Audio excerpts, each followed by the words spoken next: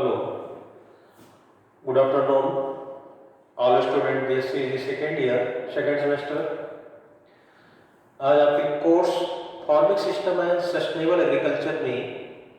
Lecture topic IFS model, integrated farming system model, crop, dairy, biogas and silviculture. इसमें different जो agroclimatic zone के according question put up हो सकता है कि 15 एग्रोक्लाइमेटिक जोन जो इंडिया में है उसके अकॉर्डिंग डिफरेंट एग्रोक्लाइमेटिक जोन में इंटीग्रेटेड फार्मिंग सिस्टम के अंतर्गत जो हम डिफरेंट मॉडल को वहाँ पे डेवलप करते हैं, जो आईसीआर के द्वारा डेवलप किया गया है या रिसर्च ऑर्गेनाइजेशन के द्वारा डेवलप किया गया है उस एरिया के लिए, तो उसके बारे में डिस्कस उस पर आज जो टॉपिक आपकी है आईएफएस मॉडल में crop, dairy, biogas and silviculture, जिसमें आप देखेंगे कि इस जो मॉडल में आपका मेन जो एरिया दी गई है क्रॉपिंग के लिए, और ये आपका जो मॉडल है IFS model situated the farmers in irrigated area of Coimbatore was developed। इसमें आप ध्यान देना कि क्रॉपिंग के लिए 0.75 हेक्टेयर यानी 7,500 मीटर स्क्वायर एरिया, जो इससे पहले आप यहां ध्यान देंगे कि टोटल जो वहां पे मॉडल डेवलप किया गया है 1 हेक्टेयर एरिया यानी 10,000 metre square area, 10,000 metre square area के लिए, जिसमें क्रॉपिंग के लिए 7,500 metre square area and dairy के लिए जो वहां पे हम डेयरी यूनिट को डालेंगे उसके लिए 0.05 हेक्टेयर यानी 500 metre square area and biogas के लिए 2 मीटर स्क्वायर एरिया, जो 2 मीटर स्क्वायर एरिया में बायोगैस को यूनिट को अच्छे से डेवलप किया जा सकता है एंड सिल्वीकल्चर एरिया के लिए जो सिल्वीकल्चर के रूप में जो जिस प्लांट का हम वहां पे सिलेक्शन किए हैं वो आपका है सुबबूल प्लांट को फॉडर के रूप में भी ले सकते हैं एंड टेम्पर के रूप में भी ले सकते हैं, लकड़ी के रूप में भी वहां उसको जो फर्नीचर बनाने के कार्यों में उसको लिया जाता है। तो ये जो एरिया का डिस्ट्रीब्यूशन 1 हेक्टेयर एरिया यानी 10,000 मीटर स्क्वायर एरिया में हमें आपको यहाँ पे जो सिल्वीकल्चर है वो आपका 1998 मीटर स्क्वायर एरिया, जिसमें 2 मीटर स्क्वायर एरिया जो निकाली गई है बायोगैस के लिए, तो टोटल 10,000 मीटर स्क्वायर एरिया में इस मॉडल को डेवलप किया गया। अब इस पर ध्यान देना कि जो यहाँ पे मॉडल को डेवलप किया गया है क्रॉपिंग से जो आपके उसके जो बाई प्रोडक्ट है क्रॉप प्रोडक्शन से, उसका उपयोग जो यहाँ डेयरी यूनिट में दी उसके लिए होता है, जो डेयरी यूनिट में उसको हम दे सकते हैं, और डेयरी यूनिट से जो उसकी वेस्टेज मटेरियल है लाइक डंग, यूरिन, तो जो उसमें डंग एनिमल्स के जो वेस्टेज मटेरियल वो आपका यूज होगा बायोगैस प्लांट में, और बायोगैस प्लांट्स से जो कंपोस्ट के रूप में जो स्लरी के रूप में जो निकल रहा है वो आपके यूज में वहां पे सिल्वीकल्चर में भी किया जा सकता है एंड उसके साथ साथ जो क्रॉप प्रोडक्शन के लिए हम यूज में ले रहे हैं वहां पे कंपोस्ट का यूज लिया जा सकता है बायोगैस से, और बायोगैस का जो स्लरी के रूप में है उसको हम क्रॉपिंग सिस्टम में जो क्रॉप प्रोडक्शन में वहां पे यूज में ले सकते हैं, और जो सिल्वीकल्चर का है सिल्वीकल्चर से हमें जो फॉडर के रूप में मिलता है वो आपके डेयरी यूनिट पे उसको हम यूज में ले सकते हैं, और उससे जो डिफरेंट जो प्रोडक्शन है डिफरेंट यूनिट से वो डायरेक्ट फार्मर को मिलता है, जिसमें यहाँ पे आप देखोगे कि क्रॉपिंग से यानी जो मेन प्रोडक्शन जो प्रोड्यूस है वो आपका क्रॉपिंग सिस्टम में जो क्रॉप्स का प्रोडक्शन वहां पे कर रहे हो उसका जो यूटिलाइज उसका फार्मर करेगा, जो ग्रेन प्रोडक्शन होगा उसका, एंड डेयरी से जो मिल्क प्रोडक्शन होगा उसको भी फार्मर वहां पे यूज करेगा, जो उसके मिल्क से डिफरेंट बाई प्रोडक्ट बना करके मार्केट में उसको सेल कर सकता है। एंड बायोगैस से फार्मर को क्या मिलेगा? बायोगैस से फार्मर को फ्यूल एंड लाइट ईंधन के रूप में, जैसे आप जो देखते हैं कुकिंग गैस, जो वहां पे उसको कुकिंग के रूप में यानी फ्यूल के रूप में वहां मिलेगा, और लाइट यानी वहां पे 1 या 2 बल्ब भी जला सकते हैं। तो ये बायोगैस से फार्मर को मिलेगा। एंड नेक्स्ट आपका सिल्वीकल्चर से फार्मर को क्या मिलेगा? टिम्बर, जो फर्नीचर के लिए हम वहां पे उसको यूटिलाइज में ले सकते हैं। तो ओवरऑल जो आप यहाँ पे मॉडल को देख रहे हैं जो डेवलप किया गया है, तो उसमें एक दूसरे से उसका इंटरेक्शन है, बट वहां पे एडवांटेज किसको मिल रहा है? फार्मर, जो वहां पे उस मॉडल को डेवलप किया है। तो आते हैं इस पे जो डिटेल्स में, इसमें आप देख रहे हैं क्रॉप, डेयरी, बायोगैस, सिल्वीकल्चर में a model on integrated farming system to situated in the farmers in irrigated area of Coimbatore was developed, Coimbatore में डेवलप किया गया है। and area of 1 hectare was taken for the study with the following enterprise, जो वहां पे components के रूप में जो इंटरप्राइज का सिलेक्शन किया गया है, उनके लिए कितनी कितनी एरिया वहां पे उसके लिए डिस्ट्रीब्यूट की गई है। तो यहाँ फर्स्ट क्रॉप्स, जो क्रॉप्स के अंतर्गत वहां पे हम लेते हैं, लाइक क्रॉपिंग सिस्टम में finger millet, cotton, sorghum. Second finger millet, green gram, sorghum. Next finger millet, green gram, cowpea. But यहाँ पे आप फिंगर मिलेट्स की जगह पे चेंज भी कर सकते हो, जिसमें कि सनफ्लावर को भी इसमें इंक्लूड कर सकते हैं, जो कि सनफ्लावर को यहाँ पे फिंगर मिलेट के स्थान पे रख सकते हैं।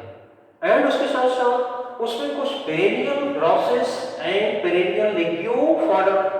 एंड लूशर को इसमें इंक्लूड किया गया है, जो कि फॉडर के रूप में जो आप वहां पे प्रोडक्शन उसको लोगे, तो वो आपके डेयरी यूनिट के लिए बेटर होगा कि जो डेयरी यूनिट आप वहां पे लिए हो उसको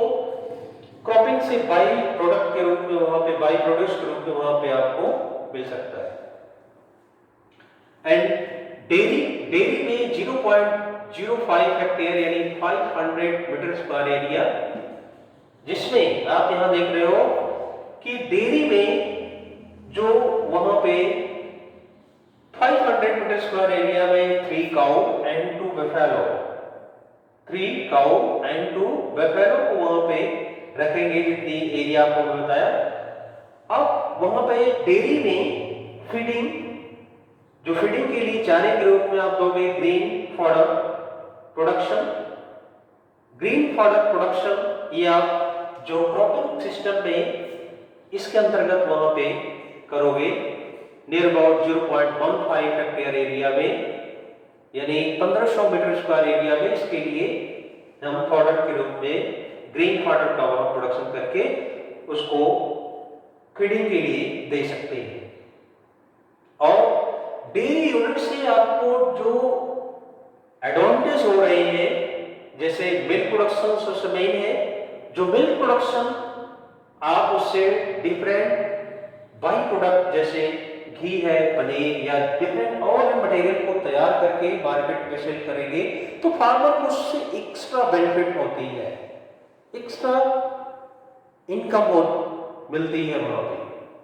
एंड डेयरी का जो वहां पे एनिमल्स के जो वेस्ट मटेरियल में आप देखेंगे डंग, यूरिन, इसको डिकम्पोज करके फील्ड में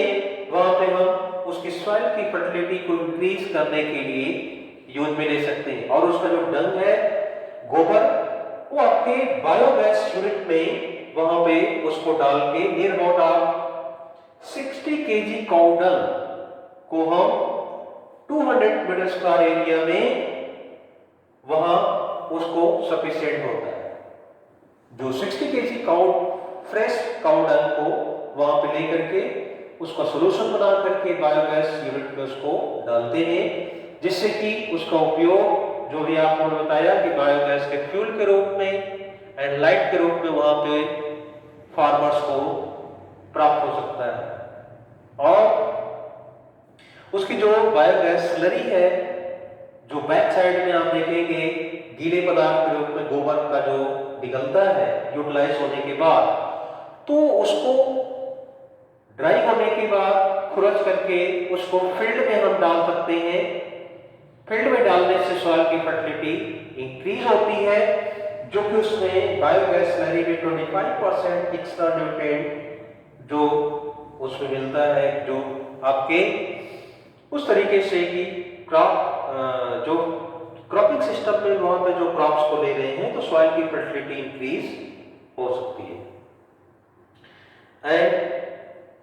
जो बायोगैस प्लांट में हमें बताया था कि जो उसके farm waste and animal waste कि उसको रिसाइकलिंग करके मैन्योर के रूप में कन्वर्ट करते हैं। On an area 60 kg cow dung is sufficient to metre square area. And next आपको उसमें जो इंटरप्राइज बायोगैस के बाद है सिल्वीकल्चर। जो सिल्वीकल्चर में जो उसकी एरिया 1998 मीटर स्क्वायर एरिया में ये जो बॉर्डर जो आपके फील्ड है जहां पे हम क्रॉपिंग कर रहे हैं, उस एरिया में उसके बॉर्डर के चारों तरफ जो उसके डिस्टेंस के according plant to plant 200 subabul 200 subabul का प्लांट लेकर के फार्म के चारों तरफ उसको वहां पे ट्रांसप्लांटिंग करेंगे। तो सिल्वीकल्चर में फार्म के चारों तरफ